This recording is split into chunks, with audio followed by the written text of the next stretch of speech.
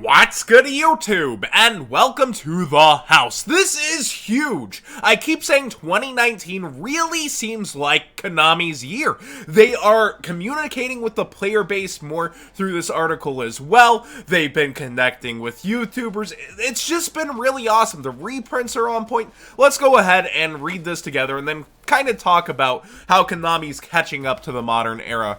They have this article, a quick forbidden and limited list update. This is written by Konami Digital Entertainment, so they don't give us an independent author.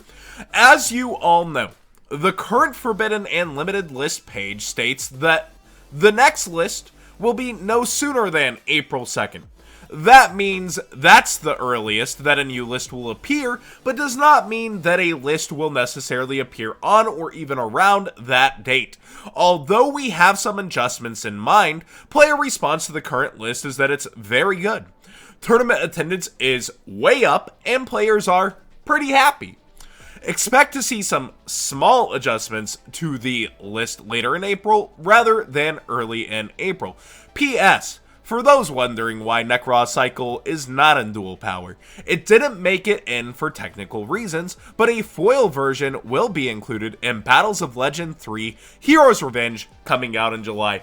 This is awesome. This is the communication that I'm talking about. We used to get kind of tidbits and articles about the list before, and Yu-Gi-Oh! Duel Links gets constant articles about the forbidden and limited list updates, why certain cards got hit. They try to tie some reasoning to what is happening there. But with this is the beginning of an outreach back to the community. A communication like, alright, guys, listen, we know you guys get a little bit antsy around the no sooner than expiring. We saw last year during the WCQ season the heck you all threw up. We saw your, hey, ban firewall, ban firewall, ban firewall chants on our Facebook. They are taking into account the community. And now, before it's even, like, raised up, before it's like this, where's our ban list, like, chants happening all over the place, they're addressing it preemptively. They're not waiting till after. They're not waiting till an outcry. They've gone ahead. They've gone forward. And they've given us this article talking about the ban list. I want to give them props where props are due before a small little ban list discussion here also. Looking through my feed, I see Simply Unlucky. I see Cyber Knight. Let's zoom out here a little, shall we? I see Simply Unlucky, Cyber Knight, Team APS. There you go. I said it right, guys. Team APS.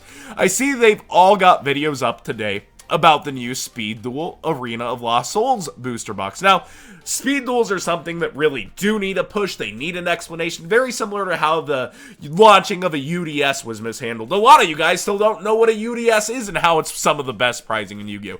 But with Speed Duels here, Konami has allotted product early before its release to YouTubers and personalities in order to give hype to the set, in order to help people find out what the heck this is, why it's here, and a preview early that also gives YouTubers views, something back for what is given. I personally love this move as well from Konami.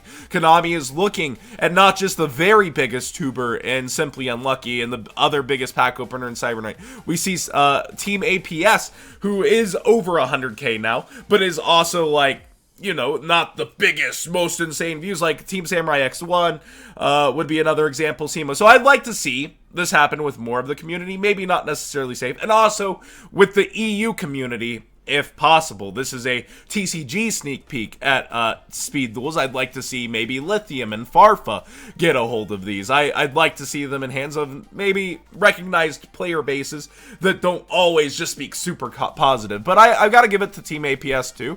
They've been more critical lately. They've been having conversations that I'm far more interested in lately. So looking around, I'm pretty happy with how Konami is really approaching this era. We got, finally, also a content coverage section in the USA events as well very recently. Now, this is catching up, so to speak, with the rest of the world, the other card games and what's going on. But I've got to give props where props are due. I didn't expect Konami to start playing catch-up, and they are running really fast in 2019. They are just hammering it down and getting there. The team event being another big thing that they just tried out, and it turned out to be widely successful, really well run, and I've only heard amazing things and people saying, when's the next one?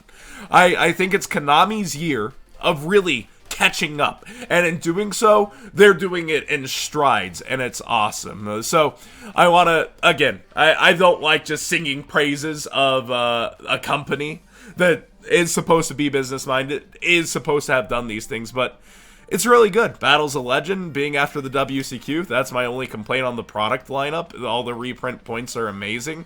Really wish it was before the WCQ. When I'm looking at this, though, this is an outreach and communication. This is what we want more of. This as a community is what we are seeking, and you are answering and giving it to them. So, props where props are due. Now let's look at this ban list real quick. I've done a couple of discussions, and I think that it comes down to a lot of people want to see Rusty Bardish here. They want to see the Phantom Knight rank up magic in here because it can still go into and be searched by without Rusty Bardish. The Dark Warrior engine can exist without Bardish, but Bardish is also insane advantage. So I think they go hand in hand. I really hope we see the rank up magic itself banned, though, because it's searchable without Bardish just running the Dark Warrior engine. So to fully take care of it, you either need Azathoth and Cali King and VFD, and anything else you can just go into with the rank up magic here. And I'd prefer not to take that away. I think the rank 9 engine's about to get some support in Dane, and I'd like to see our good old True Kings of all calamities. Sorry I called it VFD, the OCG name. I wouldn't like to see it banned. I'd like to see it kind of work itself out. And I would like to see the Phantom Knight magic, so to speak, ban the rank up magic. I think Rusty Bardish with Cherubini coming out would be unfortunate, despite how good it is to see it banned. I don't think it should be. If you take care of the other issue, he's less of an issue, and he's just a kind of way to move forward with certain advantage engines once you take away the Azathoth play. But a lot of people don't like that. You can't play Yu-Gi-Oh! Feeling that comes with Azathoth, and that's why it's a major complaint, despite not being a huge overbearing percent of the top cuts, yet we do still see it with Time Thief Redoer especially take its place into our metagame, and thus counter picks like Pankratops and Twin Twisters. Now, another change I would like to see is Saryuja here to the 1 point. I personally wouldn't like to see it banned. I want Guard Dragons to have something to go into initially, but I don't think that, you know, the ability to just abuse Guard Dragons as an engine will be as much of a thing, putting Saryuja down to 1. Red Eyes Darkness Metal Dragon hasn't really been a factor in our metagame. I wouldn't like to see, you know, Dark Matter Dragon on here either in the ban slot. I'd rather just take care of Guard Dragon the engine and let Guard Dragon the deck do its thing still, because you'll still be going into the Hieratic Link, you'll still be able to go into other things if you're playing Guard Dragon the deck, and I want to see that fully developed through dual power personally. This is, again, biased taste. Overall, though, I think this ban list does only need minimal changes. It is pretty healthy. I don't think we need to slam Sky Strikers till after the WCQ, give them their final season. I don't think we need to slam Salomon Great so early, give them a couple of lists similar to the Monarch deck of past. You know, even though they're taking a large cut, it's a bit early to start slashing their tires and taking out their momentum, as it were. And Thunder Dragons, a lot of people want to see this hit. The Colossus is such an insane card with its built-in protection and Floodgate-esque effect. Personally, for me, I enjoy the deck. I am biased for it, and it's not taking an overbearing amount of the top cut. But with the team tournament, we did see it really mesh in.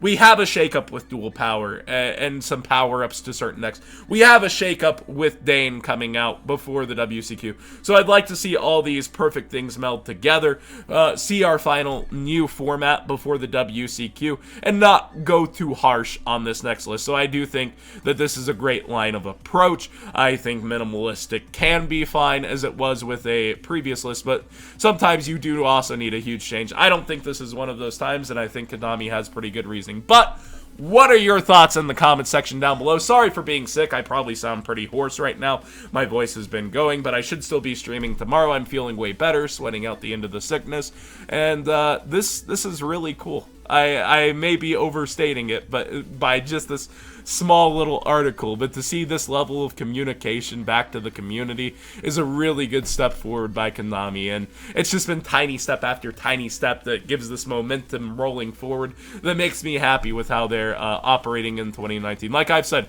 my only complaints are how they're handling short prints and core sets. We always expect them from side sets, and also how they have also been handling the time rules. And the time rule is subjective. Some people like it, a majority still dislike it from polls that I've seen, but at the same time, I think if you just like ran the events and then had something special for Top Cut once you were playing truly for something, that would be my way to fix it. Again, Konami strides this year, but that's my opinion. What's yours? Thank you so much for watching. Subscribe if you haven't already. Give this video a thumbs up if you enjoyed the discussion.